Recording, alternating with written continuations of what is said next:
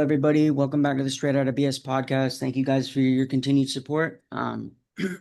Just a quick reminder that sharing the videos, being subscribed to the channel, hitting the notification bell, and interacting with the videos in any way helps to push the videos out there in the algorithm so that more people see them, more people learn about what we went through, all of that kind of stuff. And so just a quick reminder that that really helps. It really does. So if you support my work, I mean, the easiest way to help would be, interacting with the video in any way. Thanks to everybody that's done that. I don't want to harp on too much about that. And thanks to my Patreon members, everybody that's donated, that's never expected. So thank you so much from the bottom of my heart for that. I want to do a moment of silence for the person still struggling with intrusive thoughts or addiction or anything like that. So on the count of three, I'm going to do a moment of silence. 1, 2, 3. Okay, thank you for that. Without further ado, I want to go ahead and introduce my guest for the day. Go ahead and introduce yourself and where you went and what years. My name is Tiffany Smith. I was actually not in a program. My parents were staff at Freedom Village in Lakemont, New York, from 1989 to 1994. Okay, interesting. And let's see, walk us through like your childhood and well, no, you didn't get sent away, so how do I want to go about this? How did your parents learn about, do you know anything about how they learned about Freedom Village or anything like that? Yeah, I do now better. I talked to my dad last night, finally, for the first time about any of it. And I finally talked to him. And so I'm glad I did because he was able to. I was a little bit wrong about it. But basically, my dad grew up in Oklahoma, and his pastor in Bethany, Oklahoma, he was going to an independent Baptist church. And his pastor, I don't know how he met Fletcher Brothers, but Fletcher Brothers was like the pastor at Freedom Village. Somehow, I'll just call him Dr. H, which was my dad's pastor growing up. He ended up going to Freedom Village. He stopped Okay. being the pastor and he went to Freedom Village. And then he basically told my dad and my mom about it, as well as one of his sons Okay. ended up going there also. So that's how we ended up Okay. And to clarify, to work there, not to go through the program, right? to work there. Yes, as staff. Yeah. Okay. And the way Uh, that they would say, basically, what they told people to bring them in as staff is that they were going to be missionaries and that this was like a big mission, and which is also how they kind of manipulated them into accepting not getting paid and stuff like that, all the what, they time. But didn't pay them? not all the time. They were supposed to, but they rarely actually got paid. Uh, Interesting. yeah. Yeah. Well, the houses, I guess my dad did tell me last night that each staff member kind of had their own deal, I guess. They'd Yeah. have like their own contract. And part of my dad and mom's contract, anyways, well, everybody got housing because Okay. in Lakemont, um, I don't know about most, but a lot of the houses in Lakemont, New York belonged to Freedom Village. Okay. And so basically, it's just one long street of the campus, which is like 150 acres, is how big the campus is. And then a bunch of woods, and then one long street of just houses. That's all Lakemont really is. But a lot of the houses belong to them. So the staff just lived in those houses for free. And so it's kind of like that was like their pay or whatever. And then my dad told me that part of their contract, it wasn't everybody's, but part of their contract is that utilities would be included also. Okay. But they also, on the other side of that, rarely got paid like they were supposed to. So Okay. Do you know if they had to sign any sort of NDA or anything like that when they started working there? Do you know anything I about? have never heard anybody say that, so I kind of doubt it. But Okay. yeah, not Um, not many people talk either. So, but yeah. my dad never mentioned it or anything. So Okay. Well, let's see. I guess that throws a whole wrench in the idea that, you have to get paid and that people only people that are getting paid and greedy people end up doing stuff like this. Like it doesn't have to always be like that. Every situation is unique. And I also, did he know what he was going to be doing before he started working there? Like, did they tell him exactly what he was going to be doing, or did they like kind of pussyfoot around, like tell him like basic, like terminology, like this is what you're going to be doing in general, but I didn't know that I was going to have to discipline kids type thing. yeah, no, like I said, they were pretty much told you're going to be missionaries, come be missionaries, and these troubled teenagers need your help and everything.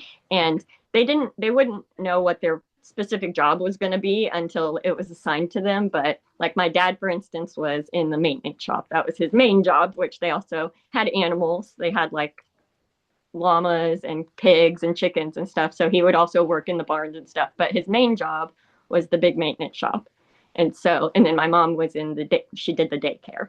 So, but all the different staff would just be assigned to whatever Fletcher Brothers wanted them to do, basically. And so I doubt that they told them specifically what they would be doing, but they were just told, like, you'll be part of this mission. Okay. Yeah. And how long did he end up working there? We were there, I guess about 5 years. It was from 89 to 94. So, Okay. And did he say anything that stuck out to him that was like wrong in his eyes? Like, was there any experiences he had where he was like, wait a minute, like, what is this? This is not right, or something like that? uh, um, not really, but I'll have to say my dad he's very repressed. I'm going to say he's very repressed. I talked to him about everything last night that I remembered, and he didn't remember any of it. Like Okay. he didn't remember anything about any of it. So, and I know like a lot of people do that, but I've definitely noticed with my family, my immediate family, we just block things out like so fast. So I think he's just really repressed Okay. everything. Yeah. Was he different after he started working there or after he stopped working there? Like, did you notice a difference in the way he would like parent you or anything like that? No, I mean, I was only 2 when we Okay. moved there. Okay. So Okay. yeah, I don't. My first memory ever is of like the night that we arrived because I remember the sunset was really pretty and stuff. So So yeah. that you drove up there? You drove up there with him? Mhm. Yes, because Okay. we lived in Oklahoma. So my mom was born in Ohio, and she basically like ran away from home with one of her sisters when she turned 18, and Hmm. she ended up in Bethany, Oklahoma, and that's how she met my dad.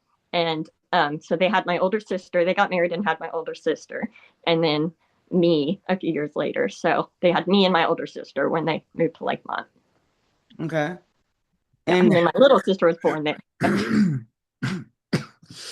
so none of your family was ever in the program. Was it just your dad that worked there? That My dad and my mom did, but okay. eventually I guess they kind of didn't have enough staff kids, and so they didn't really need the daycare anymore. So the last like several years she wasn't really down at the campus, but she did still have to go down and do like dorm duty where they had to stay overnight at the dorm and stuff. Okay. And so she did still do that, but mostly it was my dad. I did have one cousin that was sent there that was in there for about a month before her mom pulled her out, but it was one of my mom's sisters Okay. Do you that do went you have over. any idea why she got sent there? I don't. I Okay. don't know the Okay. specifics of that at all. But I do know that when she finally was able to talk to her mom came and got her immediately. So Okay. she was only there for about a month, I think. So Okay.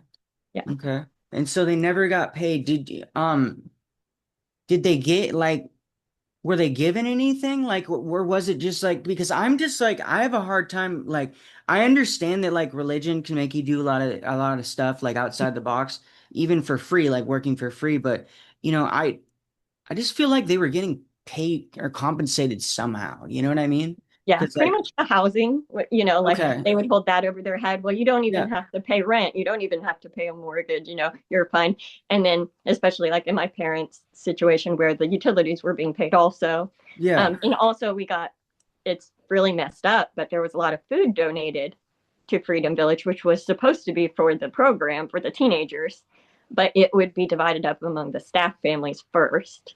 Yeah, and then the teenagers would get all the bad whatever was left. And the food situation was really bad for them. They would also go around. My dad was one of the people who would go around and collect, like go to grocery stores and stuff and ask for donations or like their old stuff that was going to be thrown out. They would give yeah, it to them, and that's what the kids in the program would have to eat. And like there would be mold on it, and they would have to just cut it off.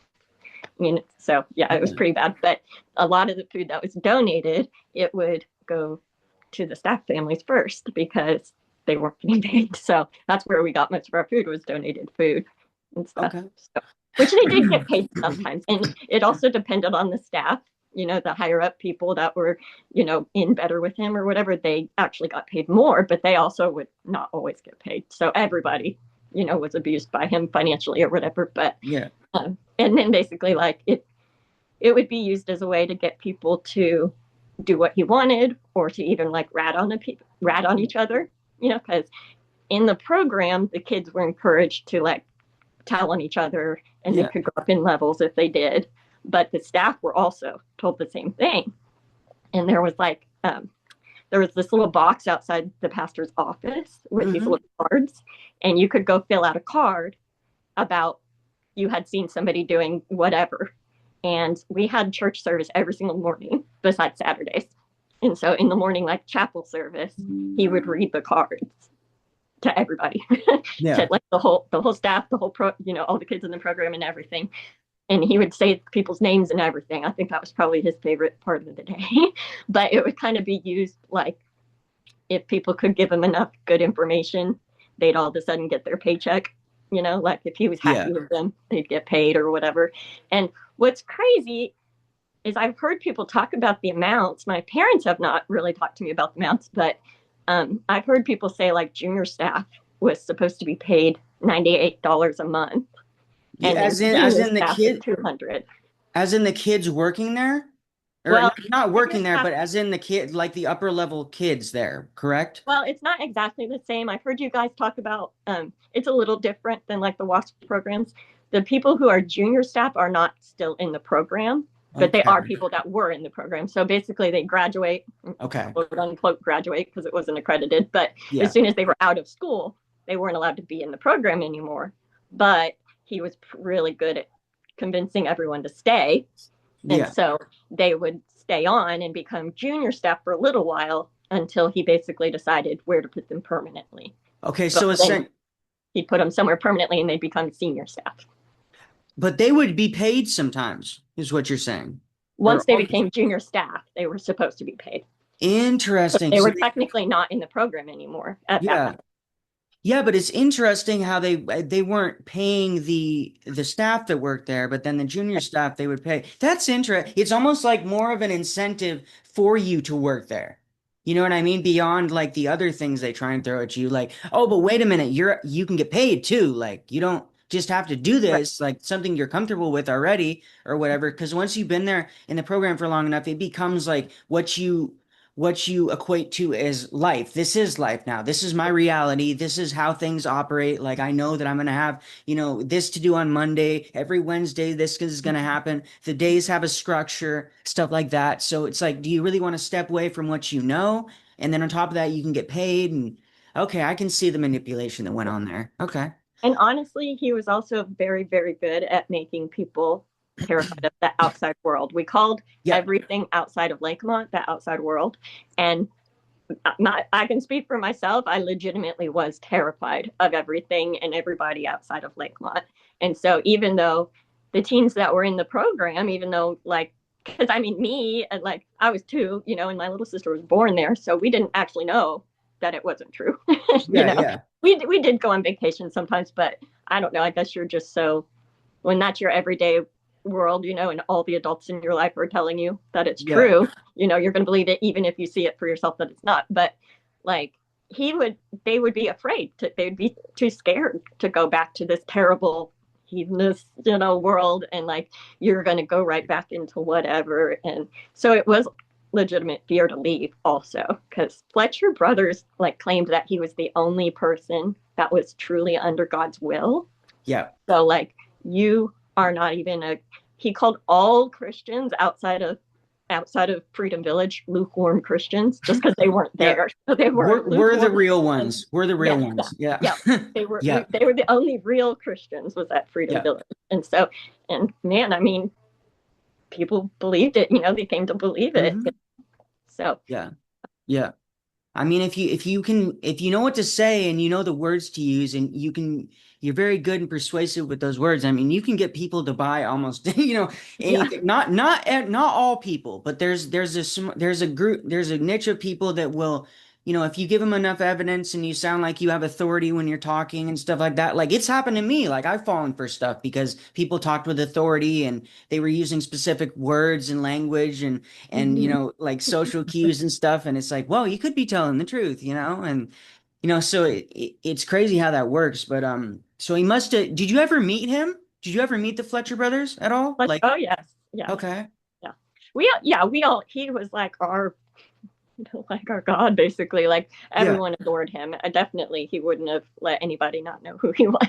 Like, yeah, because he and for me personally, he kind of like played favorites a little bit, and yeah, he would I don't really know why, maybe just because I always made him laugh or something, I don't really know why, but he would always carry me around after church, okay, and he wouldn't pick up any of the other kids. Like I know because I know I noticed my friends would run up and like want a hug, but he wouldn't pick them up. And I was a very different person as a child. Like I was very uh like hyper and very very bossy and whatever. So when I would see that, I'd go running over there and ask him to pick me up just so that they would see that he was going to pick me up. I mean, yeah, yeah. and he'd carry me around for a long time and make my family just wait, like wait on him to be done carrying me around. And he would say my name from the pulpit. Like he'd be like, "Isn't that right, Tiffany?" And I'd say, "Yep, yep, yep." So yeah, he kind Okay. of played favorites with me until he didn't anymore. Yeah, and that was growing up in that kind of environment and around those people and like just like having your dad work there and stuff like that and your mom like that just was what you knew, like you didn't know right or wrong like anything like that. Like you probably saw some things that were like weird, but this is what growing up like in this environment was, so and the whole like pick me up, like I'm special, I'm the special one, pick me up, Yeah. Yeah. Yeah, it's really Yeah, just getting to me now because I'm like, ugh, because I know the whole thing was manipulation. Even if yeah. I think he was thinking I was going to be his good little, like doormat in the future, or whatever. Like, Yeah. but Yeah. No, I could see that. Yeah. How would you describe the Fletcher brothers? Like, how would you describe them? he is really, uh, he's just people say charismatic, whatever. He is very very manipulative, but he comes off as like very wise, and he knows what he's talking about, and he just has I don't know, I was so young, and maybe because of Hmm. the stuff that happened, it has skewed. That's all I can remember about him is the bad things that happened, Hmm. so it's hard for Yeah. me to but I know I absolutely adored him. I even told my friends, I would argue with my friends that I had figured it out, that God had decided to have a second son, and it was Fletcher Brothers. And we just hadn't been told yet. Yeah. And I would argue with them about that. Like, that's how much I believed he was like perfect. I believed he really literally was like a second Jesus Christ, like a Hmm. second son of God or whatever. So Yeah. yeah. And he was there. I think he's a sociopath. I mean, he was very good at scaring people too, you know, Yeah. into doing what he wanted. Yeah. No, I don't really know him, but how you're describing him, like I would guess he's probably some sort, maybe not a full-fledged sociopath, but I feel like you kind of have to be kind of sociopathic to Yeah. just sell people this lie this whole time. You know what I mean? And just know that it's a lie and keep on doing it. Mm-hmm. Um, now, like when you found out everything, like what was really going on, like did you try and talk to your dad about like why did you work there, like anything like that, or was it more just like, like it is what it is, like it's in the past? Like, were you angry? Were you Well, upset like when you found out? I know why he I know why he wanted to work. I've always known why he was sent there. Like he didn't know it was a bad place. Yeah, He thought yeah, it was this great mission that was helping teenagers. So, and it wasn't until we're there and you start to slowly see things. Because the thing is a lot of it was very, very hidden. Like there was a yeah, lot of sexual abuse going on, but I would not be surprised if most staff would tell you no, it wasn't. And they're not lying. They just didn't know. yeah. And the it's kind of like there was a lot of staff, at least while we were there. While we were there, most of the staff was brought in the same way as my parents. They were told come be missionaries and whatever, and they had the best intentions and they thought it was a good place, when they got there. But then there was a group of, men that were doing a lot of really fucked up stuff, and they were very good at hiding it, you know. Yeah. So it's not that everybody actually knew about the abuse. Although some stuff we could see, like the woodpile and stuff like that, but like the more serious stuff, not everybody knew about it because it Yeah. was very like, don't talk. Yeah. Nobody can ever talk about anything. Like, you will get ratted out. If you ask somebody the wrong question, they're going to go rat you out to the pastor that Hmm. you're causing problems. So it's like you couldn't even ask questions because you're too afraid to do that, you know? Yeah. Yeah. So, What yeah. was the most like being so close to the facility? Because I know you lived in Lakemont or whatever, and there was like a bunch of you living there. Essentially, like I equate that to like back in the coal mining days when they would have the coal miners, and then they would live in the near small by town or Yeah. whatever, nearby small town, and they'd all live there, and then go to the coal mines and come back, and Yeah. so kind of the same idea there. Was there anything in particular that you saw that was disturbing? You said the wood piles. Like, can you explain that a little bit more, what that was? Would get upset about the wood pile. So that was like a punishment. When they first would get there, they would be on no level. So the levels, it went no level, and then A level, C level, E level, and then pastor's crew. I always thought it was called pastor's club, but now I'm hearing people say it was called pastor's crew, I guess. But I mean, that was the highest up one or whatever. But when they were on no level, they weren't allowed to talk at all to anybody. And they had to do the wood pile like twice a day. So it was just a bunch of logs, and they would just have to walk around in a circle for like 2 hours in the morning, I think, and 2 hours at night. But then a lot of times they would extend it and make it even longer than that. And that's, for me as a child, before I started seeing the real serious stuff, that is the thing that always bothered me the most, because I would see the same kid out there Yeah. like all day Saturday. I would see the same kids, or I would see them out there in the morning, because it didn't matter what the weather was. It didn't matter if it's a blizzard outside. They had to go do their woodpile. And so we'd get there for school, and they're doing the woodpile, and then we'd go out at recess, and it's the same kids doing the woodpile. And it's like, I would like tell my mom about it, and my mom would go kind of like throwing a fit about it, going, "What's going on?" And then she'd get in trouble and Yeah. whatever. But that's the thing that I would always bring up the most. I'd go running because my mom was legally blind. So even Okay. though she was in the daycare that was right next to where they had the wood pile at, she couldn't see who was out Yeah. there walking. So I'd go run into her. It's the same boy. It's the same boy, mom. Because they would always say, "Nope, it's only been an hour." Like, they would Yeah. try to lie and say he's only been out there for whatever. But so it was supposed to be technically 2 hours in the morning and 2 hours at night, but they would like punish them by extending it way more and make. I've read people talking about it and saying that sometimes it was like 6 hours or what. And they just like carried a log around in a circle, Okay, basically. so they were carrying logs in a circle. Yeah. How close was, okay, so you say, I didn't know how close, so when you were at the school, was that really close to this facility? Is that what? Oh, it's all together. Like, staff Oh, and program interesting. kids are all together. Like, we were I was elementary, of course, so I wasn't Yeah. in actual class with anybody, but it was in the same room basically. It was this, so it was, we called it the big building, but when you first walk in, it's like the cafeteria off to the right, and then off to the left, if you go down this long hall, is where the chapel was, and then downstairs in the basement was the schoolrooms. Was all the school, and it was just one big room for all the like for all the high school basically, and then it was one smaller room off of that for like the little kids, the elementary. And when we were there, they hadn't quite combined them yet, because my older sister was not in. She was in a different smaller room for her like junior high or whatever. But I guess right after we left, they decided to combine it, and they put staff kids with the program kids. Once they got to high school, they were sitting right next to each other at the same desks, because it was ACE. So Yeah. it wasn't actually a teacher having to, teach everybody. You're doing your own thing anyways. So, Okay. Well, how much of the operation did you actually see, like when you were growing up and that? Did you see a lot of it? I mean, I feel like, yeah, we were pretty much down on the campus all day, like all day, every day, Okay. as our school was down there, our parents all worked down there.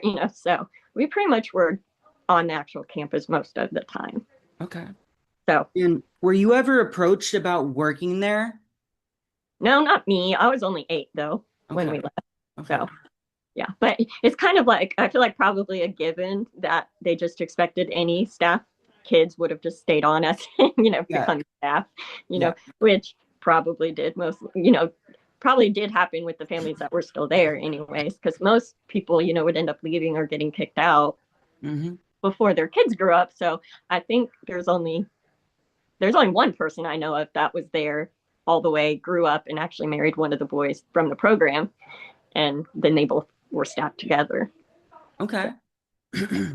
Okay, being that close to the facility, or essentially being in the same building, did you ever like try to talk to any of the kids that were in the program and like just talk, like, just have any conversations with them? I know you were like younger, but um, I don't know, just a conversation about like, how's your day going or whatever, or like just an insight into their lives. Like, did you ever try and talk to them?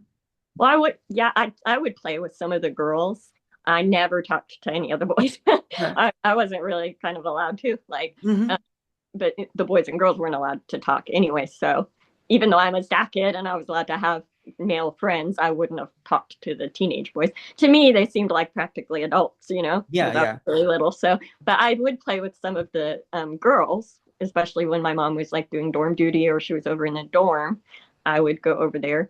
I never had any kind of conversations like that, though. It was just me, like Okay. playing with them. One girl would let me climb all over her and play with her and stuff. But yeah, because Okay. that was pretty cool. But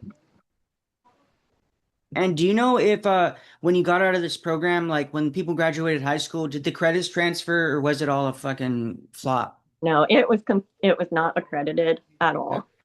So everyone who thought that they did school there, it was ended up having to go get a GED or whatever. When we left, like we just had to like test into our new school, but we were pretty young still, so but we just had to do like testing to see what grade we should be in or whatever. Okay, but did your credits transfer or I did you don't have think to? like we didn't have credits yet, really. Okay. We Okay. weren't old enough to yet, so we just Okay. I remember we all three had to do like my little sister hadn't started school yet. So Yeah. she started kindergarten after we left. So not her, but me and my older sister, we had to do like this big long test to see where we would fall at or to see if we were in the right grade or whatever. And then they just put us into that grade. But we also did go to Christian schools when we left. Yeah. We didn't go into the public schools system or whatever. So I think for the public schools, though, we probably would have done the same. We would have just had to test to see where we were. Okay. And were you one of Gabe's contacts that he sent me to you and said to do an interview with you because you would know more about Freedom Village? Was I that don't was that you? I don't think so. Okay, okay, never mind. I Never do know mind. Gabriel. I do know Gabriel, but I don't think that he's not how I found out about you. I Somebody posted a video and I Mhm. commented on it, and you and someone else like immediately liked it or commented, and I went to your page and saw your Oh, podcast, okay. watching it. So yeah, Cool. Thank you for your support. I really appreciate it. thank you. Let's see. How much longer did that school stay open after you guys left? Do you know? They were open until 2019, and then Okay. they finally had to close, filed bankruptcy for like the millionth time or whatever. It was finally was the last straw or whatever, and they ended up closing. But he tried to move it to, I think it was North Carolina. He tried to move the whole campus, but then people who had been in the program found out about it, and because there was a program already going on in North Carolina, Hmm. and so he had basically gotten in with this lady, and they were going to like combine, which means he was Okay. take over her program is what that means. But she didn't know it yet. Yeah. But like people who were from the We Warned Them, I think that's kind of when it started, maybe the Okay. We Warned Them campaign. But they went there and protested, and they had a whole like town hall meeting to tell the people of the town like who he is and whatever. And the lady like broke the contract and didn't let Nice. him Good for join. them. Yeah, yeah. So, but there's still a Freedom Village Canada, and he claims not to have anything to do with it, but Of course, yeah. he also, um, so okay, this is I do the Zoom meetups with survivors unrestrained, Mm-hmm. and this is not normal. So if anybody is listening, this is not what anybody normally does. So don't be freaked out. But one of the evenings, there was several of us from Freedom Village on it, and two of the people decided they were going to call 1-800-VICTORY, which is the old like phone number. Just like they didn't think it would work. They just thought, let's just try it. And Mm-hmm. he answered. Fletcher Brothers answered. Oh my And God. so she thought really fast and she pretended to be a parent and just was like, can you tell me about Freedom Village Canada? Does it have anything to do with Fletcher Brothers? Which we knew he was Fletcher Brothers, but he didn't say that. Mm-hmm. And he just got really snappy and whatever and said, nope, they don't have anything to do with him, blah, blah, blah, or whatever. And then she asked him, um, well, can you suggest a school? And he said agape. He said the only good Oh my Christian God. school left is agape. I'm pretty sure he said agape. Yeah, but like two people that were on that meeting were front had gone there.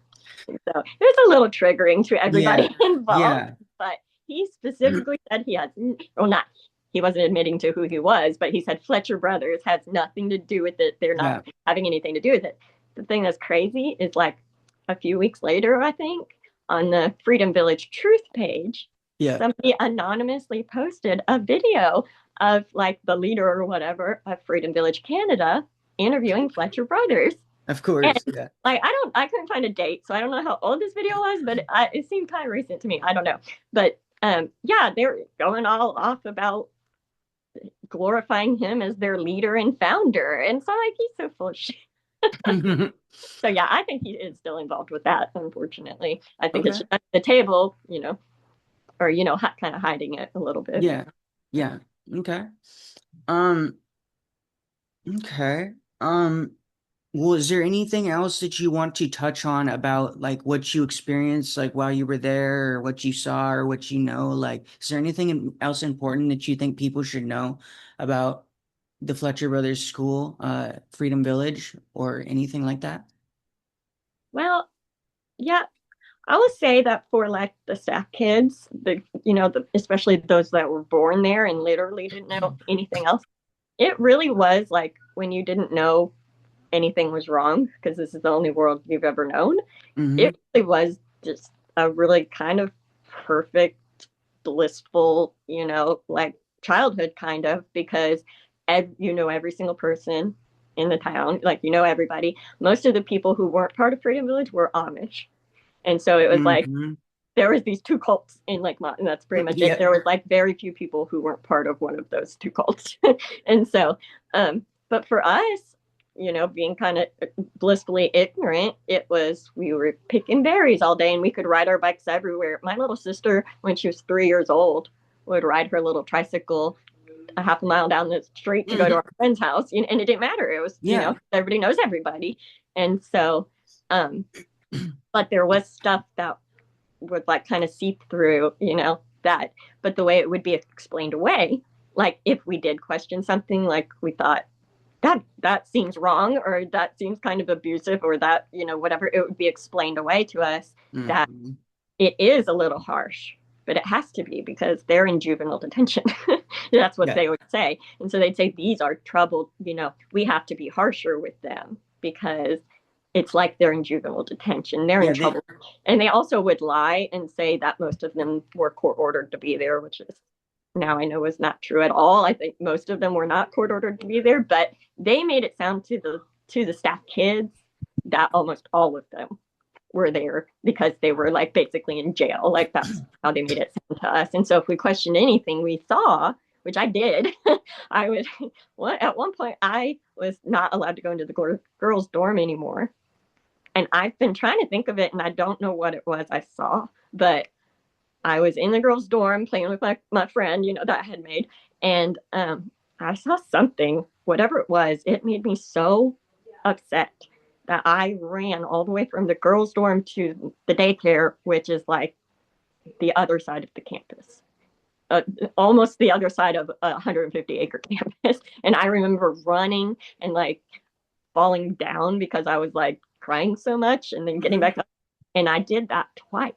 And I cannot for the life of me think of what what it was that I saw, but I went running to my mom to tell her about it, and she threw such a big fit.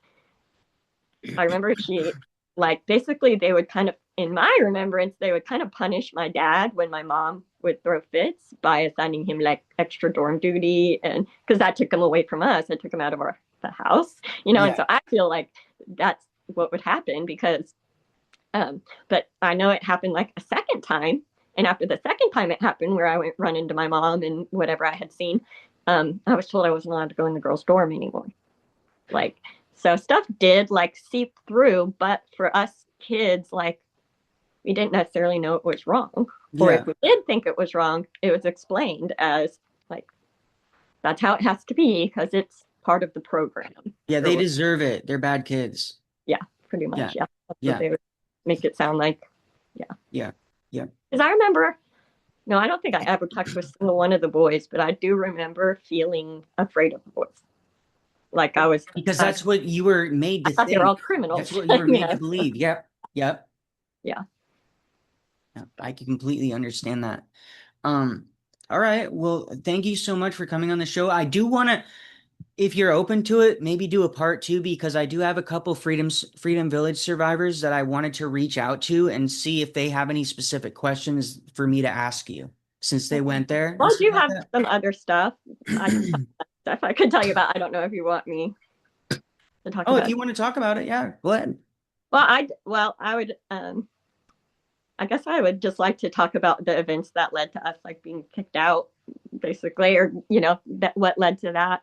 Okay. But um and me finding out about the sexual abuse basically that was Okay. going on. But Okay.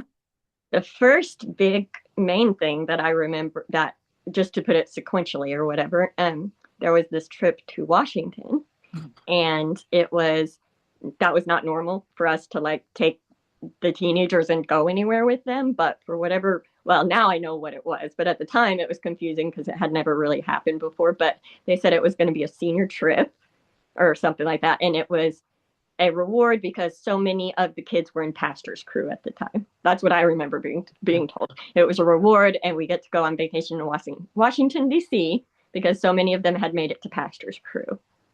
And so, like, my dad drove the bus, so because of that, me and my mom and sisters also got to go. But it Yeah. was like 4 or 5 days, I think, we were in Washington. Um, but from our side of it, the way it played out for me, anyways, I remember as soon as we got there, um, a whole group of boys went missing. Like they were just gone. I remember my mom coming into the hotel room and being like, "Where are they?" But what do you mean? Where are they? And my dad's like, "I don't know. They said they can't find them." And this basically, when it came out a few hours later or whatever, the higher up kind of staff or whatever ended up telling my parents and other staff that this whole group of boys had tried to run away as soon as we got there. And so, because of that, they had been brought to a separate hotel, and they were just going to stay in the separate hotel, and they were going to miss out on the vacation. They didn't get to come do anything. They didn't get to be part of any of the events. And another staff member was just going to stay with them the whole time. And that's what my parents we were told. And then the whole time we were there, because I remember it so well because it was the first time I ever saw my dad question anybody. Like my mom would question them all the time. Like Yeah. if she thought something was wrong, she was not keeping her mouth shut. But my dad wouldn't. And so it was the first time I saw my dad actually even get angry. And it was the first time I saw him questioning them. Like, and so that's why it stuck out. But I remember like a few days into it or whatever, I overheard my dad. I walked up on my dad, who was like in the hall or whatever. And I overheard him saying, but doesn't he need a break? Talking about the staff member that was supposedly staying at this other hotel. Well, do you think I should go over there? Doesn't he need a break? Doesn't he want to come be involved in stuff? I could just go over to that other hotel. And that was probably like the second or third time that I had heard my dad questioning them about where these boys were. And so that's how now I believe it was probably really bothering him. Like he probably didn't believe their story, and so he was trying to like get eyes on them basically. But Yeah. they just kept shutting him down. No, it's fine. We're fine, whatever. So on the last morning that we're there, we had gotten all our bags together and we were leaving. So we got off the elevator and stepped into the lobby. And as soon as we did, all of these boys came in. They all came back to the hotel. And as soon as they did, one of them was crying. He was in really bad shape. And I heard one of the other boys say he R-worded him. That's what I heard him say. And my mom, hearing that, she was badly abused as a child. And so if she heard anything like that, she would panic. And so she screamed. She actually screamed and ran over there. And she probably made it a little bit worse for them, to be honest. But she was just freaking, and she was going, "What do you mean? What do you mean?" And then basically the other staff were just shutting them up, shutting the Yeah. boys up and telling Yeah. them not to talk or whatever. And we got shuffled off back into our room. Um, and well, they whatever, because everybody was like panicking, and because this boy was like clearly hurt and he was crying a lot, So, um, anyway, so after a little while, my dad came back to the room also, and then a while later, the pastor's like right hand man, we called him the enforcer. The staff kids called him the enforcer because that's who would show up every time our parents did something and they were getting yelled at or they were getting in trouble. Basically, that's who would come to our houses and threaten our parents. And so he shows up at the hotel, and they shuffled me and my sisters off into the other like little room kind of, but I sat there and listened to everything. And it was just my parents, my mom was just panicking and no, I heard what he said and blah blah blah, and him just trying to tell them no, he's wrong. So basically he told them that these boys were so mad about missing out on the vacation, they had derived this whole story or whatever, and that's what they had planned to just tell whenever they got back. Well, I now know what the real story is that group of boys had a really rich sponsor, and the entire trip was to bring those boys to that sponsor.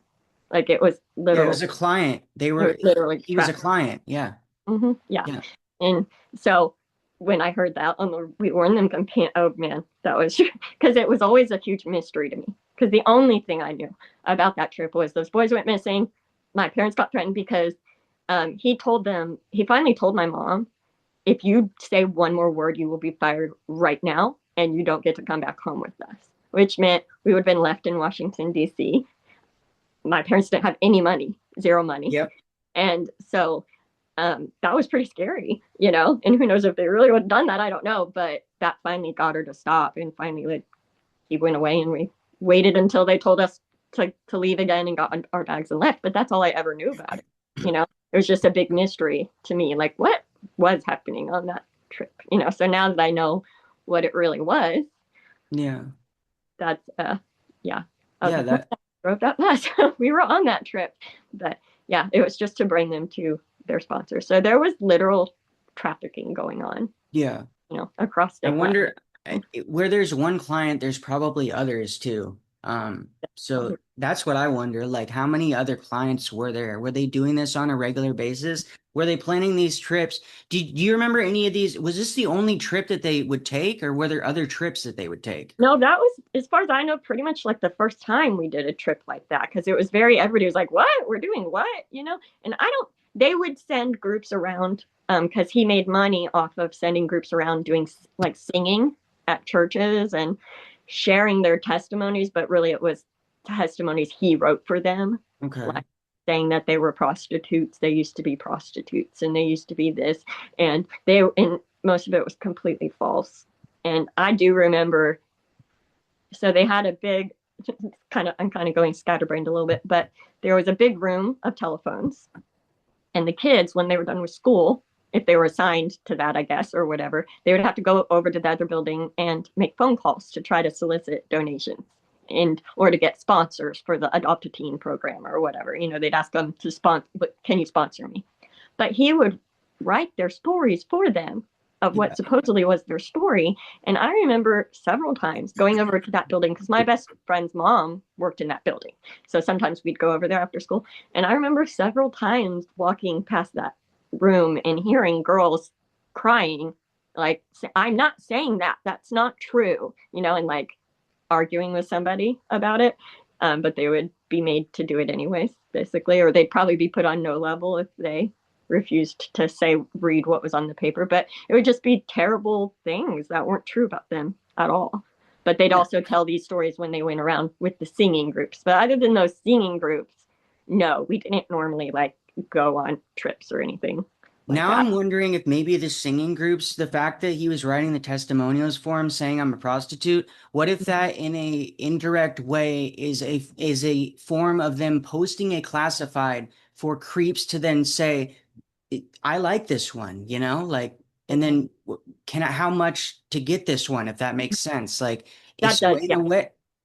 a way, they're shopping, these predators are shopping, going to these different singing events they would have.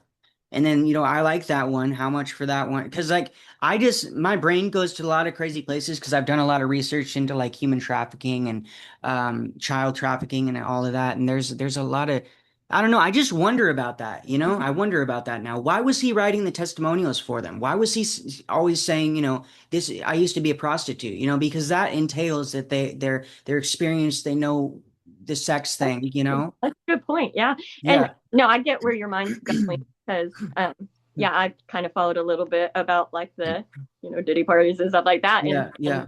heard people talking about how there's little hints, even on Facebook videos or whatever. It's if they're doing this certain thing, that's actually like for people with like fetishes and Yep. stuff like that. So it makes Exactly. like Yep. that's kind of that could be a possibility. It was like whichever one says this, that's the one that's Yep. available, something like that. Yeah, but yeah, it was pretty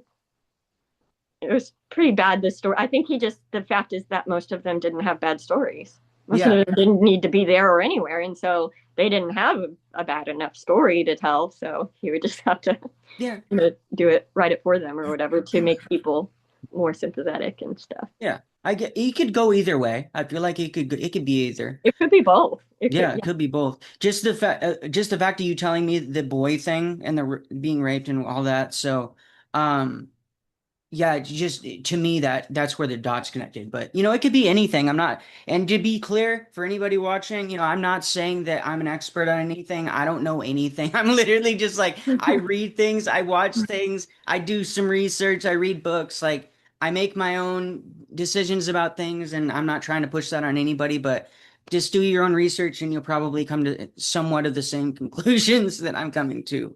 It all does seem to like start to uh, just kind of go together the more that Mhm. you research and read, and it's like it's everywhere. Yeah, it Like, really is. it's And overwhelming. I really do hope that we get, just accountability. I just want accountability all around, like I want people to take accountability and be held accountable for what they've done, and I don't really feel like that's too much to ask. No, it's not. It's yeah, and what could be hard is like for different survivors that accountability maybe could look different. So like Hmm. something that you would feel was, you feel satisfied a little bit. Somebody else might be like, no, that was Hmm. good enough, or that's not what I needed to see happen, or that's not what I Hmm. needed to hear. So it's like, Yeah. oh man, I don't know what would make. I don't know. I don't really feel like I need anything like an apology or anything. I don't need to talk to any of them or him or anything. I wouldn't want to. Yeah. Not like Yeah. I would if they were there. I would have some things to say, but I don't feel like I need to You're not talk. going to seek it out. You're not going Right. to Like seek it out. I don't Yeah. need an apology and like and stuff like that. I just like things. I wouldn't believe a single word anyways. So, Yeah. you know, Yeah. Yep. yeah, I wouldn't believe anything he said. Pleasure, Brethren. Yeah, for sure. Yeah. All But right. yeah, that Well, was really like the first thing that happened that I knew something was wrong, you know? And um but it was held a mystery until, 2023 when I listened to the We Warn Them campaign and found out what happened you know, what really happened. But um basically the rest that happened that kind of led to us like leaving or whatever mhm. was all just a whole series of events based off it. God, he, basically one night my dad wakes me up in the middle of the night, and I'm telling you, I talked to my dad last night. He didn't remember any of the things that I like, no parts of it. Even after I talked to him and told him about it, he still didn't remember. Like we are very good at repressing Yeah. in my Yeah. family. I didn't think he was that repressed, but yeah, he didn't. I could see in his eyes, he's like, Yeah. I don't. He basically was like, I guess I'll believe you. Basically, I guess that must have happened because you're saying it did. And several times he even said, oh, I don't think I was there. I must have been out of town. And I'm like, no, you were. You were right there. And, so it's terrifying to me, that Mhm. ability to just erase, because I didn't think Yeah. I had repressed anything, but I repressed everything until a few years ago, it started coming back to me. Um, but basically, my dad woke me up in the middle of the night, which was very strange because my dad didn't usually come into our bedrooms because we're just girls. He has three girls. Yeah. And my mom was very badly abused like her whole childhood. And so she was terrified of men, like completely terrified of men. And so just not really like on purpose, I guess, but I think it was just kind of a subconscious. He was trying to make sure she felt comfortable, so he just didn't come into our bedrooms, really. And so that was weird for me to have him be the one waking me up, But and he also told me like be quiet, and so he gets me up, and we go into the dining room, and he puts my coat on me. And I'm 7 at this time, so everything happened when I was 7. Like Mhm. maybe the Washington trip was I was probably 6 still, but everything else was when I was 7. But um, he puts my coat on me and picks me up, and he goes to walk out the front door, and my mom screamed bloody murder from the bedroom. She screamed, "Where are you going with my baby?" And literally, that was the one and only argument I ever saw my parents get in. Like that was the first time my parents had ever been like raised their voices at each other or anything. Like it was shocking. I'm like, Yeah. what is happening? Dad's trying to kidnap me and mom's yelling at him. I didn't know what was going on. But basically what had happened is Fletcher had called him in the middle of the night and said, I need your help because I got locked out of so and so's house, his receptionist's house, and I need your help because my keys are inside. And a lot of the houses there were these big actual Victorian houses, and then a lot of the rest of them were trailers. So it was kind of like, and honestly, he would move the staff around. Like if you pissed him off, he'd move you to a smaller house, Yeah. or. And so anyway, so hers it was a single wide trailer, so it had like those small windows, and they're kind of high up or whatever. So basically, he had gotten himself locked out, and he had a wife and 2 kids, and she sure wasn't his wife. And so basically, he calls my dad up and says, bring one of your girls so we can put them through the window. So he wakes me up and brings me over there. And I was very excited about it because he's like, Pastor Yeah. needs your help. And I'm like, okay. Anyways, but that was the night that I woke up. Like that was the Okay. night I knew he was bad after that night because, well, I watched the show Scientology or about Scientology with Leah A lot of Remini. similarities. Yeah. And well, every person talks about that moment of clarity when they woke up and he knew Going clear. Yeah. yeah. And Yeah. that is what happened to me that night. And so when I watched that show, hearing them talk about that, and I was like, Hmm. to me, that's when I finally accepted that it had been a cult. Like I wouldn't, well, I used to call it that when I was younger, but then I repressed everything. So then it was, sheesh, that was like 2022, I think, or something, Hmm. watching that. And so up until then, I got mad when my sister called it a cult. I was like offended by that. And so, yeah, I was totally, completely repressed. But that was my moment of clarity was that night because I absolutely like glorified him. Yeah. I literally thought he was God's second son, so he can't sin or anything. So when we get there and I see he's at this woman's house, and we had been taught very, very well what boys and girls do. We all know you can't be alone with a boy and a girl and without them having sex. That's what happens, right? So like I was very well aware of Kind of what they were inevitable. Yeah. doing. Like you're not going to convince me otherwise. I know what boys and girls do alone. Pastor, you're the one who taught me that, So I knew what they were doing there, and so I was just disillusioned, like, well, if you're sinning, you're obviously not Jesus Christ, I've been fooled, but they put me through the window. It was kind of traumatic for me, but only because I was so small, because she had these horrible chihuahuas that I was terrified of. And so they couldn't get to me because there was a baby gate, but I didn't know that. But I had to like go through the dark house. I'd never been there before. And it's completely pitch black. And so I had to go from the bathroom is the window they put me in and like feel along the wall to the front door and try to get the deadbolt off, which Oh, okay. we didn't have a deadbolt, so it took me forever. I didn't understand it. I remember I just kind of gave up and was like, I'm just gonna die here, I guess, because it probably took like 45 minutes for me to finally get the front door open because I didn't know I didn't understand what I was, I couldn't see, and Yeah. so I was trying to feel, anyways. But this evil woman that he was having an affair with, she pushes my mom and her were screaming at each other the whole time outside the door because she was trying to yell at me to hurry up and stop stealing stuff, Hmm. or and so my mom's saying that, yelling at her, and that was traumatic too because adults didn't yell in my world, like adults didn't fight with each other, and certainly not with the pastor, so Yeah. I it was just really shocking to me. And but finally I got the door open. This woman pushes my mom out of the way and starts patting me down to see what I stole because I obviously was stealing from her. And I remember screaming at her that I don't want any of her old lady stuff anyway. And I and but what kind of really impacted me the most was that Fletcher did not defend me. He didn't tell her to stop yelling at me. He didn't defend me. And like I said, he always played favorites with me and like really paid a lot of attention to me and whatever. So for him to not defend me, Hmm. and he's here sinning, obviously, I was just completely disillusioned. And that night, um, I think it did really like hurt my trust in my parents' judgment also. And I kind of never trusted their judgment about other people again, Yeah.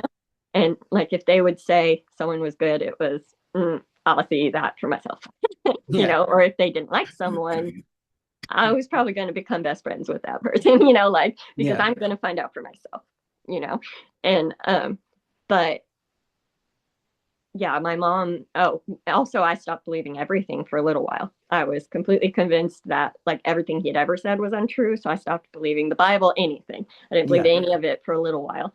But eventually, my dad's family is all independent Baptists, Mhm. and they would come to visit us and we would go visit them and stuff, but they did follow the same rules as we did at Freedom Village, like women don't wear pants and you're not supposed to cut your hair and stuff like that. But they also, I was very well aware that they didn't like Freedom Village, and they would always, all of my parents, like my dad's siblings, would try to get them to leave. Every time they came to visit, they would be trying to get my parents to leave and convince them that they need to leave. And so finally, after a while, or after however long, a month or so or whatever, it occurred to me like they know that he's a bad man, but they still believe the Bible. So maybe the Bible's not a lie, And so that's Yeah. when I kind of came back from that. But from that moment on, was on the lookout with this man. I was looking for things, I'm every bit my mom, So I was Miss Detective from that Yeah. moment, and that is how I ended up catching them doing, I guess they were probably calling it conversion therapy in the basement one day. Um, The Fletcher brothers? yeah. Okay. Well, and there was three other men there, Yeah. but um, they in the well, like where our school rooms were at in the basement of like the chapel building or whatever, there was this long hall that was there weren't doors off of it or anything. It was just a long hall, and at the end of it, there was we called it the rec room, but it was just like an empty room, and they would store like the tables and chairs in there, but for the most part it would be empty, and staff kids would play in there if it was like a blizzard outside or anything like that. And but usually we'd be going outside, but if we couldn't go outside, that's where we would go. Yeah. But every once in a while it would be locked, just randomly it would be locked, and we would be told we weren't allowed to even go down the hall, like at all. And like that didn't sit well with me because Hmm. why? That's our rec room, like there's nothing in Yeah. it. It's empty. Why can't we go down there? And I was very sassy and very nosy and very bossy. And so I was going to find out. And so, and then after that stuff happened with, like I said, I was disillusioned and I knew he was a bad man.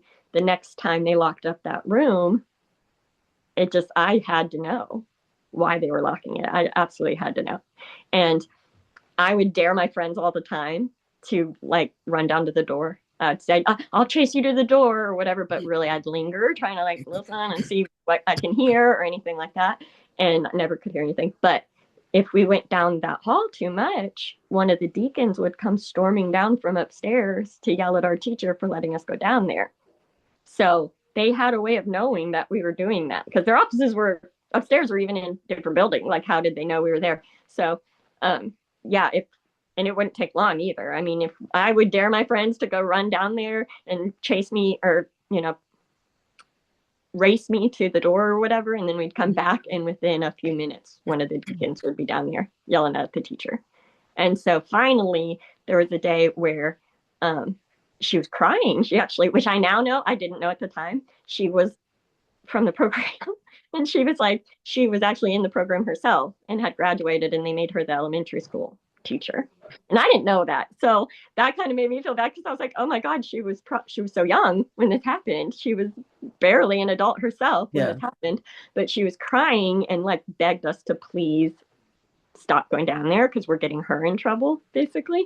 And so I guess that was just the last straw for me. I don't know, but I was absolutely going to find out. So when we got out of school for the day, instead of going home, I ran over to the daycare, which was like, it was just a trailer, actually. It was like a separate trailer, but it was across from that building. And there was a big porch on the front. So I ran over there and just stayed. I'm probably for about an hour. Like, I stayed over there and decided that if I didn't see anybody go in or out of the building for however long, that's when I was going to run back over there. So I was just counting, and then I'd start over again if I saw somebody come in or out. And so finally, I didn't see anybody for a little while. So it probably was about an hour or so later.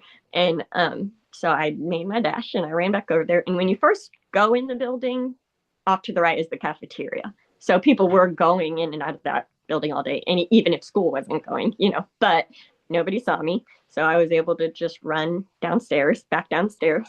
And surprisingly, the door was cracked open, which it had been locked and everything, but it was cracked open at the end of the hall. And this has been in my dreams so many times. It was really hard to like accept that this was true at first for, when it started coming back because of how often I've dreamed about hall, and so I was just like, oh, I'm just remembering my dream. It's just dreams, but no, it was not. But I ran down there and at first I just peeked in the door and I didn't see anybody or anything because there was a bunch of tables piled up, to my right. And so I didn't see anything. So I was like, oh man, missed it, whatever. And I went to leave and I heard somebody like cry out. And I thought it was a little kid. So I actually thought it was one of my friends or something because I heard a crash. I heard crashing, like chairs or tables or something crashing. And then I heard like somebody cry out. And so I thought it sounded like a little kid. And so I thought it was like my other friends had the same idea. And so I just assumed it was them. So I was like, oh my God, they're going to get us in trouble. We're all going to get in trouble now. They're so dumb. That's what I was thinking. And so I go rushing back in there, expecting to find my friends in there. And that's when I finally looked all the way, to my right and beyond the tables, which I think they had done it on purpose. They had like the wooden fold out tables, and then they just had a bunch of chairs just stacked on top of the tables. And there was like 4 in a row. Make it look like nothing's there. Yeah. Yeah, well, it was because you couldn't even see past it. So, like, they had to have done it on purpose. Otherwise, why did they pile all those chairs up there like that? And so, yeah, because you couldn't see past it. But basically, I finally could see. I saw 3 men with their backs towards me, just looking at something. I couldn't see what they were looking at. But I won't go into any more detail. But they had one of the girls, and it was one man was assaulting her, and the other 3 were just watching. They were watching. So I ran up behind them and I stood there watching for like a little, trying to figure out. I didn't understand what was happening, so I was trying to figure out what I was seeing. And he looked up and saw me. And so, his face or whatever gave it away, and they all turned around and saw me. And who was it? That room. Do what? Who was it? Who was doing it? Yeah. I'd rather not say. Okay. Just because I don't know if, like, since I wasn't the actual victim, I don't know if I could be sued for whatever. But no worries. But no, they chased me out of the room basically. But I did stop. Like, I stopped so they could catch me because I realized like my mom is going to be terrified if I make it home, and then they come rushing and take me from her. You know. And that night at like his mistress's house had already happened. And honestly, I realized that night that my parents were really afraid of him. That's when I kind of really realized how afraid of him they were, because I did not want to go in that. Like, they put me in through the bathroom window and I was begging them to pick me back up. I can't do it because of the dogs, and they wouldn't do it. They would not pick me back up out of the window. And so I realized, like, they're too afraid of him. They're more afraid of him than anything. And so I think that's why when I was running away from them after what I saw, I was like, I can't go home. And then, like, they're going to scare my mom. If I do that, they're going to scare her. And so I just stopped and um, let them catch up to me or whatever. But basically, what I told them, because it is what I believed, I was like, he said, "What were you doing?" And I lied and said I'd been playing hide and seek, which of course immediately made them That was a freak out good one. because they thought other kids were down there. And so that was a mistake. But, and then he said, "Well, what did you see?" Which I did think was a very weird question because he was there, but I thought she was like being spanked or something. Like, that's the only thing I could understand. So that's what I told him. And I said, I guess she did something bad, I don't know. And so they could, I guess, tell that I believed that. And so they let me go home. They let me go. But they went around, they investigated and like asked all the staff families when their kids got home, and were able to determine that by that point, all the other kids were home. So I had to have been the only one down there or whatever. And then I had to go to a meeting with Fletcher the next day with my mom only. My dad was not allowed to go because he's a coward. And Fletcher is a coward. He didn't want him there, I guess. But yeah, he interrogated me basically. And the thing that's really creepy to me is he was in that room, and I don't care. I will say that he was one of the men in the room. And by the next day, when I had this meeting with him, I had erased it from my mind completely, because I think I blocked out his presence because that Yeah. was just too traumatizing to me. Because even though I didn't at the time understand what I had seen, I did understand it was something really, really bad. Yeah. Like, I Yeah. knew that even if it was what I thought, that wasn't okay. That was, I knew that was really Yeah, bad. why do you need to go to the fucking basement to do that? Yeah, well, Out of and that's sight from the everybody, you schoolrooms know? were. Well, and also in New York, though, um, most of the time, the basement is used as Yeah, part of the you're house right. You're building. right. So Yeah. it's not as creepy as it sounds. They were actual rooms and stuff. Okay. But even in like the houses, people would usually turn their basements into extra rooms and stuff like that. But um, so that part, as far as being in the basement, isn't as weird as it might sound. But yeah, we had to have like a meeting with him, and he interrogated me, and I told him the same thing, about what I thought I saw. But I remember him asking me over and over who all was there. And I kept telling him all of the people's names, but I would say the other three men's names, and he would say, but I wasn't there. And it was in a really weird way, because I did not believe he was there. Yeah. By the next day, I had blocked it out. And I told him no. I remember I told him, no, no, you weren't there. And he kept saying, are you sure I wasn't there? And to the point that my mom finally was like, well, were you there? And what was going on? And then they started screaming at each other. I remember it turning into like a big screaming match between him and my mom.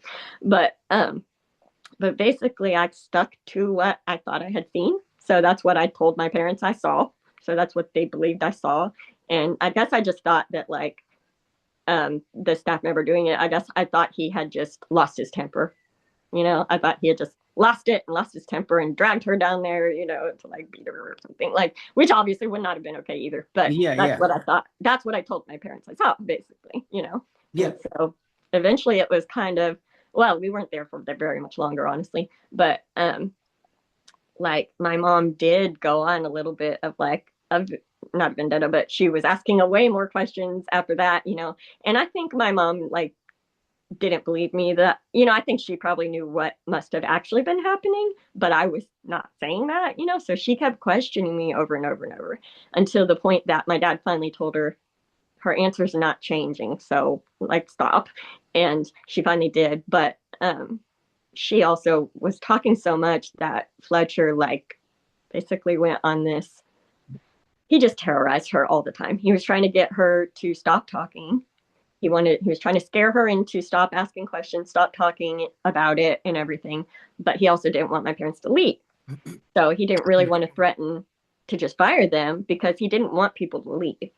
You wanted to Because keep an once eye you on her. leave, like, he has nothing over you to not talk. So no, I really don't think there was an NDA. I don't think that they used to do that because once you leave, he has no power over you, and Yeah. he has nothing to hold over you. Like if you make me mad, I'm gonna take your house away. I'm gonna not pay you. I'm gonna whatever because you're not there anymore. So Yeah. he didn't want people to leave ever. So he was trying to. He just did a lot of different stuff basically to try to terrorize her. We came home one day and she was missed. She was gone. She was not at home. Hmm. And like I said, she's legally blind, so she certainly didn't go anywhere. And so we kind of waited around for a minute, or maybe she's outside or something. But then when we went and walked around the yard and she wasn't there, we finally called my dad, and so he came home from the campus.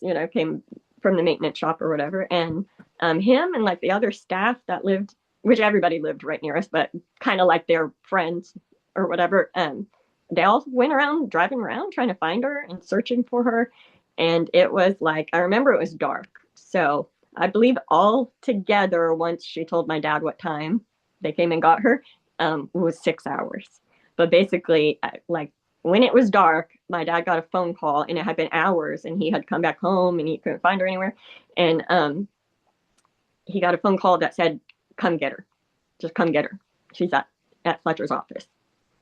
And so they had her the whole time. They had sent um, the wife of his right hand man or whatever. They had sent his wife to come to the house and like lie to her and say we need you down on the campus for whatever.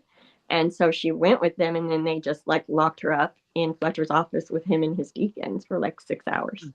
And I don't know what happened, but I do know that my dad had to carry her back inside. He had to carry her in the house, and she didn't get out of bed for like 3 days straight, like at all. She didn't eat. She didn't get out of bed. Nothing. And then after that, she got up, and it was never, like spoken about to us. So I really don't know what they did, but I'm convinced they were trying to just like terrorize her into shutting up, into because she was calling people. She was calling ex-staff, which was a big no-no. She was constantly asking around, asking people, have you seen this? Whatever. So she was causing problems. Um, so I think that they were, I don't know, trying to like terrorize her into stopping that. But not long after that, because I think it was about within a week of me finding them in the basement that this happened with me. So all that, and then her going missing, and then Fletcher taking me to his house all happened within maybe a week and a half or so. But like, so a little while later, a few days later or whatever it was, um, I was coming out of school. We got done with school for the day. And when we got upstairs into the lobby, he was standing there and he told me to come here or whatever.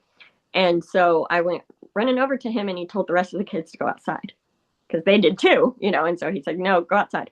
And he told me he needs me to come with him to his house because there's going to be a surprise party and I'm going to help decorate. And so I'm like, oh, okay. That's very random, but okay. And by then I didn't trust him, but I also was like, I'm not allowed to tell him no. So, but I knew, like, I kind of knew he was lying to me. Yeah. But I also was like, oh, okay.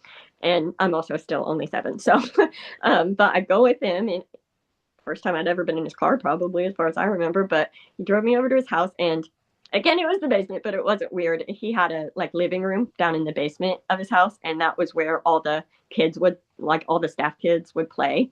Hmm. Whenever everybody did go over there, we'd usually be down there in that basement. So it wasn't weird to me at all at first, but he said, okay, go down, wait down in the basement, and then until everybody else gets here. So I'm like, oh, okay. I didn't think that was weird at all. But I was down there for like hours. I was down there He for just kept you down there. several hours. Yeah. And at one point, and I never did come up, which is surprising to me, but, or I didn't come up until like several hours later, but, he did come back and he was all sweaty. His face was all red and he just ran like halfway down the stairs and that's it. And then he ran back. And then when he saw me there, I was like, where is everybody? I was sick of waiting by then. And I was kind of sassy. And so I was like, where is everybody? And he said, just hold on a little longer or something, whatever he mumbled at me. And then he ran off again. And then I was still down there for a while, and eventually I got sick of it. So I came upstairs, and I was pretty shocked to find the house completely empty. It was getting dark, and the lights had not been turned on yet. And so it was like a dark, empty house. There's nobody decorating, there's nobody else there, So I started wandering around trying to find him, you know, and I don't remember ever being really in any part of his house besides that living room. So I think I had not really been into his other parts of his house, like his kitchen and stuff like that before, because I remember not knowing where I was going, but who knows. But I know I kind of wandered around trying to find him. I couldn't find him. And then I came back to the upstairs living room. And that's when he comes rushing in from outside and was pretty angry to find me there and or find me upstairs and said, "What are you doing?" And I said, "Where's the party?" But now I'm angry, so I'm like, "Where's the party? Where's the party?" The way I always remembered it happening was at that point he grabbed my hand and walked me outside. That was what I always thought I remembered until a few months ago, actually. I was I was listening to your podcast, and I think it's maybe just from hearing you repeatedly say you were 7. I think that's why. But for some reason, one day I just became more and more just throughout the day as I'm listening, like absolutely certain something happened at Pastor's house. Like I just knew it. I just absolutely knew it. And my sister had asked me several times, like, "What about Fletcher's house?" When we would talk about Freedom Village, and I never knew what I was like, "Nothing ever happened there. What are you talking about?" Because she always knew something happened, but she didn't know what. And so she would ask me, "What about his house? Do you remember anything from his house?" And I would say no. And so the only thing I had remembered was being there for a party and losing a tooth. And then I remembered that part of me coming up out of the basement into the living room, and I was surprised that the lights were off. And I thought for all of my life that was at the same time as when I was there for the some little party where I lost my first tooth. I just thought I mixed the memories together or whatever. But and I always remembered him being angry when he found me upstairs, and then I thought I remembered him bringing me outside at that point. But like I said, like a few months ago, it just became I just was more and more certain, like, no, that's not right. Like something else happened there. And by the end of the day, which is really weird for me, because everything else that has come back, like that was repressed, it's taken months. It's like I get one little flash of something, and then it takes months to like fully, remember. I just start obsessing about whatever it is. And then like eventually I've got the full, I've remembered the full picture. But this was completely different. I immediately went home and told my husband what I was thinking, what I was thinking I was remembering, and which I had never done that. And then I also called my older sister to ask her any questions. So by the end of the day, I was able to remember like most of it. But what actually happened was when he came back and found me upstairs, he brought me to his bedroom and ended up molesting me.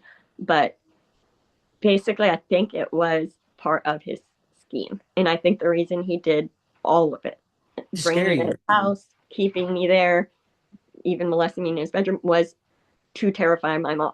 Like I 100%, it was to terrify my mom. It was to show her at any minute I can take whatever I want away from you. Yeah, I have the power. Your children, and I will do whatever I want. And I do think he wanted me to tell her. I did not. I didn't tell anybody. I erased it from my mind. Poop, gone. I think he counted on you doing that.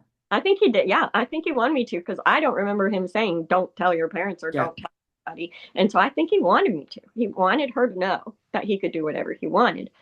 But the thing is my mom, it's not right, but she was terrified of men, like I said. And she taught me and my sisters, like from the time we were born, like, if you're alone in a room with a man, he's going to hurt you. Like it will happen. And because she believed that. Was she abused as a kid? Yeah. Yeah. Okay. Yeah. Her dad was a really terrible human being. Her dad was really bad. And she had technically 13 brothers and sisters, but 12 of them lived together. And then they found out when they were older that he had because he was a truck driver. So the cliche, like second family with another son and daughter. But so it's 14 altogether. But yeah, it was 12 in of her siblings in their house. And yeah, just whenever he would be home, from driving, he abused all of them in every way. He was an evil person. But yeah, and she was really convinced that that was true, that all men will do that. Well, it was true for It's her. just a matter of time, you know. Yeah. And so that's what she taught us. And I say unfortunately because it did make us kind of, all three of us were pretty scared of, not scared of guys in general, but scared of, like more scared than usual about getting intimate, and about stuff like that when we started learning that because we'd been taught men hurt you with that, Hmm. like they use sex to hurt you. That's what they do. And so but the thing is it actually helped me in this situation because she would tell us all the time, if you're alone in a room with a man, like don't let that happen because he will hurt you. But if he does, it's never your fault. And she always said that it's never your fault if he does.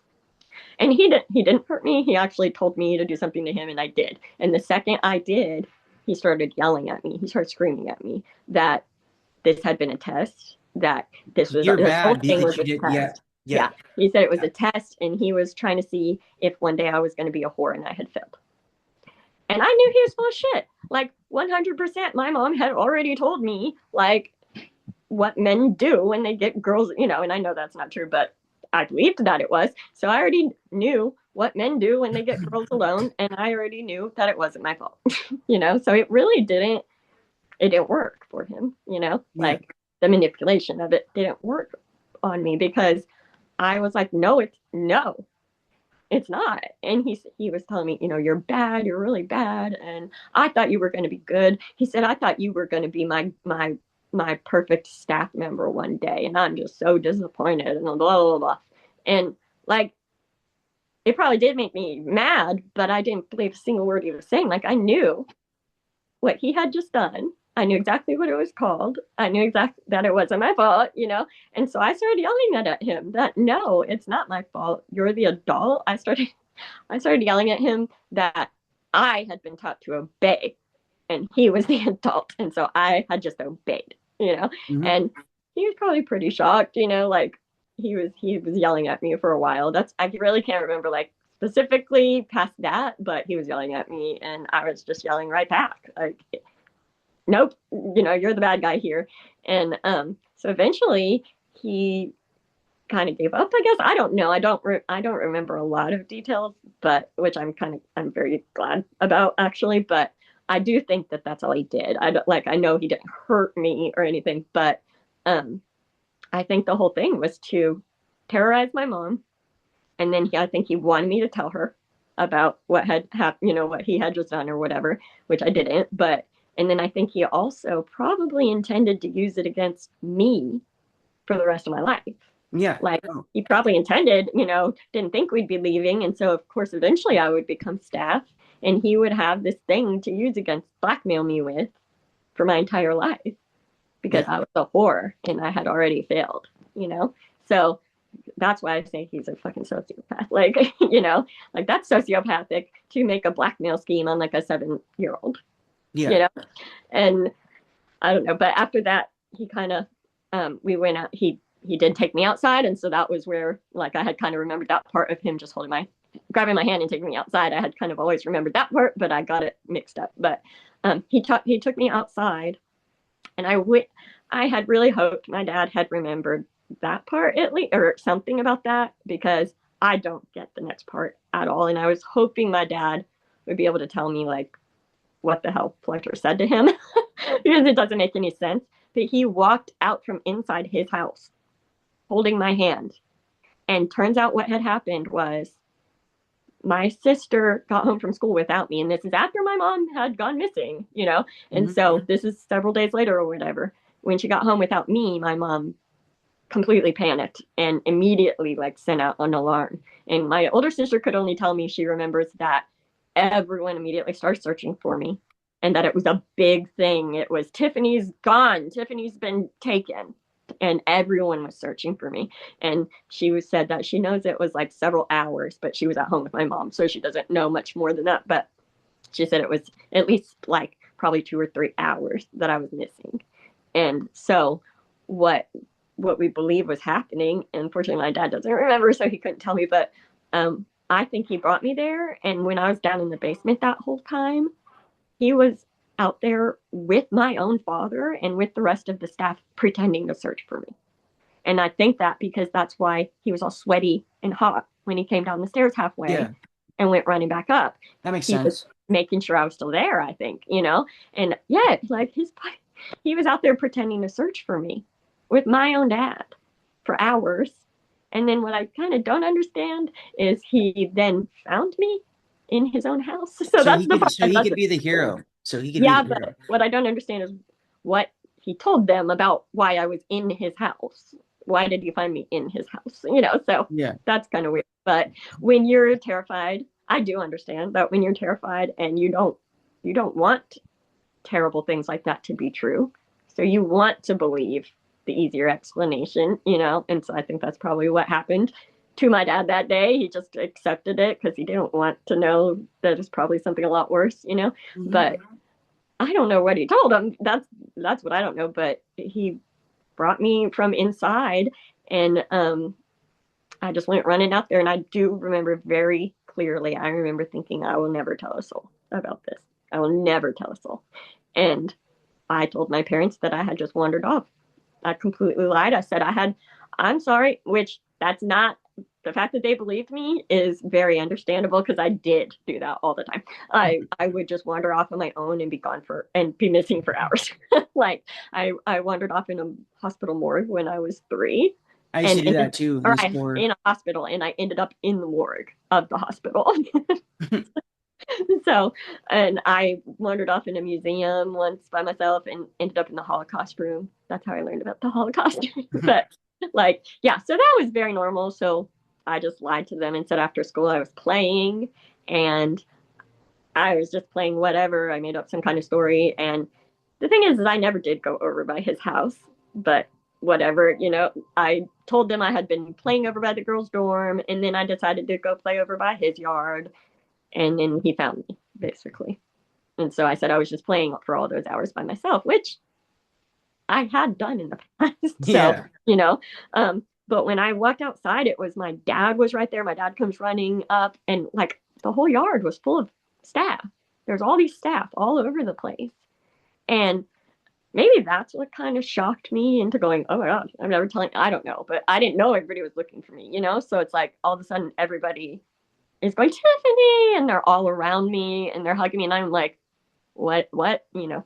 Yeah. Um, but I didn't tell them. I do believe 100% by the time I was 11, I had erased that completely from my mind. And the reason why I say that is because one of the men in the room, um, we kind of stayed in touch with that family after they left. And I know that, like, when I was 11, his sons came and stayed with us for a little while. And I remember that I wasn't worried about, like, I wasn't scared of him at all. Like, I Yeah. didn't think anything weird at all, like, even at that time. So that's why I think by the time I was 11, I had repressed that and what I saw in the basement, what happened to me completely, you know? So Yeah. I don't know. That's just, that's really creepy to me, you know, that like your mind can just decide to steal information from you, you know, and Yeah. it's kind of terrifying, honestly. But I do, I guess, regret whatever. I wish I wouldn't have repressed anything other than what happened at his house. I'm glad that I repressed that Yeah. because it didn't it didn't affect me because I repressed it. And growing up in, you know, the Baptist world I grew up in, there is a lot of emphasis on purity and, you know, all this stuff. And when you're a teenager, it seems like that's all they talk about in church. And I know for a fact that I would have been thinking of that every single time, you know, like every time someone mentioned being pure or something, I would have been thinking of him calling me a whore. Yeah. And I would have been like, am I? You know? So like I'm so grateful that I repressed that particular thing. I'm glad that I remembered it now, you know, but Yeah. I am glad I didn't kind of live with it through all of my teenage years and even, you know, because I know I would have been it would have really affected me. And but I'm not happy that I repressed everything else. I really, you know, there's a lot of stuff in my life that like habits I have, ways I react to things, you know, whatever that I now understand where it came from, but I never did before. And so I just would blame it on myself, basically. I just like, oh, I'm just a terrible, selfish, person and whatever. And now I understand it's like my reactions to things are because of trauma. Whereas I didn't even believe I had ever been traumatized. So, like, I repressed it so much.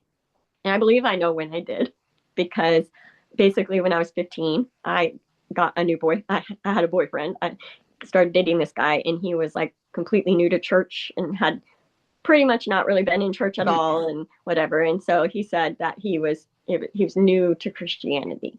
And there was a lot of emphasis put on new, Christians or whatever, and at Freedom Village. And so I decided not to tell him anything about Freedom Village. And I believe that that is when I fully repressed everything bad, that like anything negative at all, including the years after we left. My mom was in really, really bad shape after that. Like very, very suicidal for like 4 years. She made attempts all the time.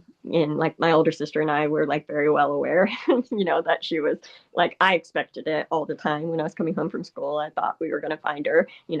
And, but I lost my train. I lost my complete train of thought when I Okay. said that. But I'm Okay. not going to say what was I saying, because that always makes it go right out of my head too. I know, me too. Let's forget stuff. But I don't know. Yeah, yeah, I All completely. right. Yeah, All I don't right. know. Well, you have anything else you want to share in this? Because I do want to do a follow-up episode. I want to reach out to the Freedom Village people and see if they have any specific questions, because I feel like that would be honorable for them, to be able to ask some questions. Somebody Yeah. that was involved, especially on the outside. So, Yeah, I well, yeah, if you want to do a part two or whatever, I don't have anything particularly. I guess I talk about survivors and restraint a little bit and talk about like yeah. the Zoom meetings and stuff. I do really love those. I've gotten like I try to do this. They do a Zoom meetup Hmm. times a week. Actually, there's a couple different groups, but I try to do those, and it's really great because everybody, they all know. Like when I first started doing them, I would make sure to tell everyone, I'm staff kid, I'm staff kid, like because I didn't want anybody to feel like deceived, thinking I was in a program, and and then That find your out I was. program is Right, essentially their fear. Yeah. right, Yeah. right. And so I was like, I was a staff kid right away. I was saying it all the time, and then like they know I'm a Christian still. They know I'm a staff kid, whatever. But everybody, like, it's very therapeutic, and everybody completely just accepts me and treats me exactly the same as they're treating each other. And like, yeah, it's really cool. And I try to get on there, and that helps a lot. But that's where I've even met a few people that were at Freedom Village that were in the program and stuff. So that's kind of cool. But Yeah. Yeah. yeah, Tabitha and Ian are great. yeah. And I met him when he came. He came to Oklahoma for doing his meetups, and I went out to Ardmore, which is about an hour and a half away, and met him and one other lady. So that was fun. That was very out of the ordinary for me to Yeah. go be meeting people on my own. That was very weird. Yeah, But we're just a different breed though, program kids and just like people yeah. associated with that whole realm. We're just a different breed of people, Hmm. you know? I do find that I identify with a lot, almost everything that I hear anyone talk about as far as like mental, or as far as like how people respond to things. I'm like, that's what I do. Like, oh, so I realized like, the trauma. I wouldn't consider myself a TTI survivor, but I am a cult Trauma. survivor, you Yeah. know, and so I feel exactly the same way, and I relate to like everything I'm hearing. Not always when it comes to like parents, like I have a great relationship with my parents, so I can't always, totally relate to that, but like, yeah, everything else. I'm like, oh wow, oh, that's from trauma, nice to know. And it's really informative, your podcast. Just listening to the other survivors just tell their stories like in their own way is so, helpful. And Yeah. I think that that's the main thing that like has helped me, is listening to other people just talk, about Yeah. their experiences, and realizing how much of it apply, I relate to, and how much I'm the same. And I know that that has to be anyone else who was like a staff kid or whatever has to feel the same way, and so I really like uh try to encourage, I want to encourage people anyways, to like get involved, like get onto those pages and just kind of check that stuff out because it is really, really cool. And it's a Have really you cool watched like community. have you watched Nathaniel's interview? I think it's the 100th episode. He I've was a watched all of them. program Yeah. he was a so his father is uh fucking what's the dude's name? It's the Litchfield. So he's Nathaniel Litchfield and his father is a Oh, Litchfield. Like I don't know why I'm pulling a fucking blank on the guy's Robert? name.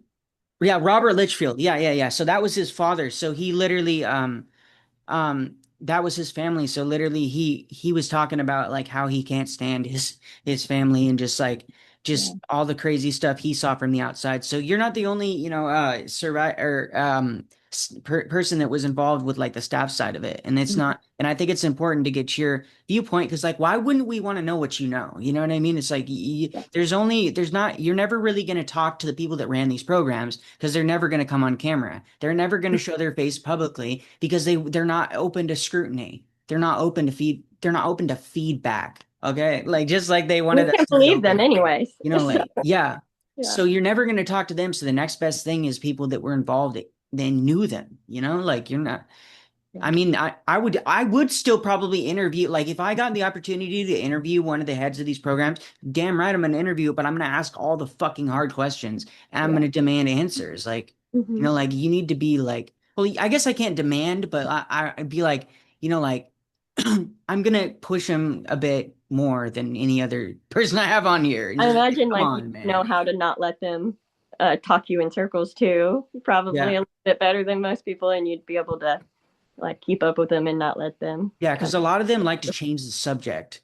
And so just bring it back to no, this is a question. Like, stop trying to avoid. Like, Yeah, exactly. Yeah, we'll see their tactics and stuff yeah. probably. And It's some like, of them are really good at it too. yeah, Some of them you like won't even notice that they're doing that until they've already done it. It's like, oh shit, we're talking about something completely different now. yeah. And then, yeah, yeah. I do find that I kind of, like a lot of people talk about, I kind of seem to attract very narcissistic people to me. Mhm.